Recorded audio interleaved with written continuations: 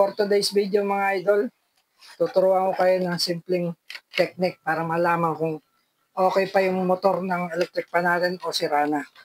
Ito guys, simpleng technique lang to. Marami nang nakakaalam nito. Tayo, hindi naman tayo ganun ka-expert. Inuunahan ko lang kayo, simple lang to. Para sa mga hindi pa nakakaalam.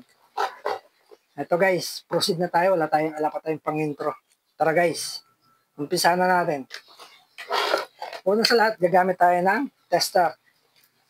Select lang natin ng X10. Pwedeng X10, X1K, pwede. Pero X10 lang muna tayo. Okay. Meron tayo ditong motor ng electric pan. Ito guys, yung dalawang wire na to, dito nakakabit yung capacitor. Dito tayo mag-check ng tester. Tara guys, check natin. Ilalagay natin dito yung isang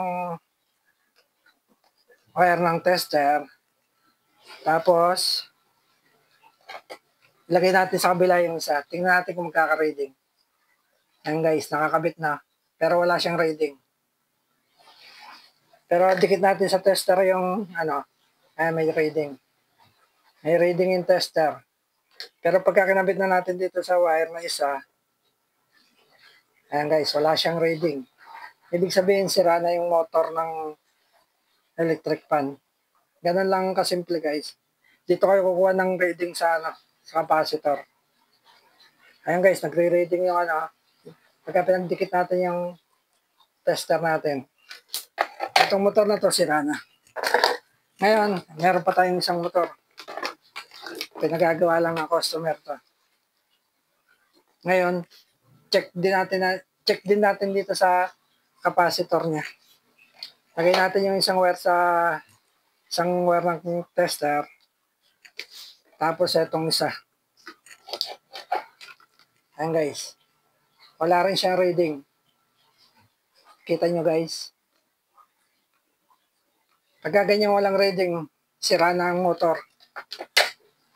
Ngayon guys, meron tayong matino dito. Ito. Tinanggal na rin natin yung nasa likod. Ngayon, tatanggalin natin itong tape ng tester. Ay, tester ng capacitor. Tester. Nalilito tuloy tayo. Ito guys, natanggal na natin. Ngayon,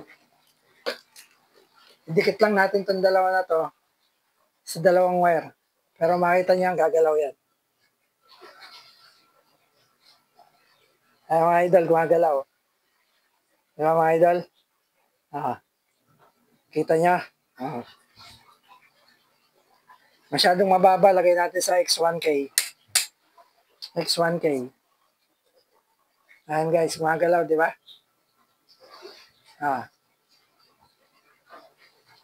Ibig sabihin, pagka pumapalong ganyan mga idol, okay yan. Gawin natin, dikit natin tong isa. Medyo dikit natin para makita nyo masyado yung reading. Kaya lagay na lang natin dito sa may, wala tayong tagahawak ng camera eh.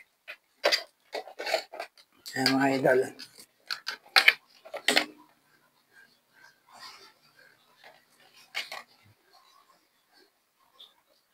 Lagay lang natin yung test.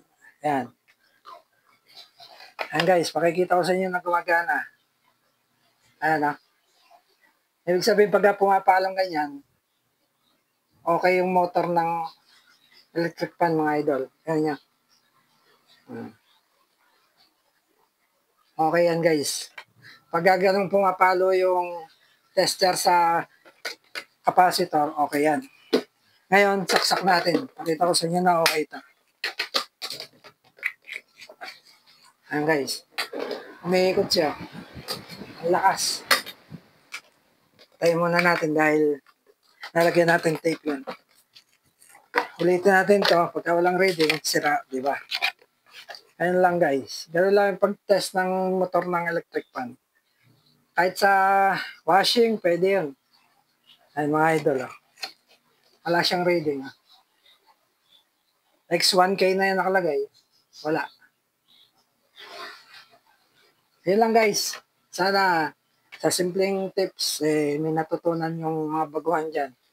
Pares lang tayong mga baguhan guys. Kumbaga, sinashare ko lang yung simpleng tips para malaman kung sira yung motor ng electric pan o hindi. Yun lang guys. Peace out.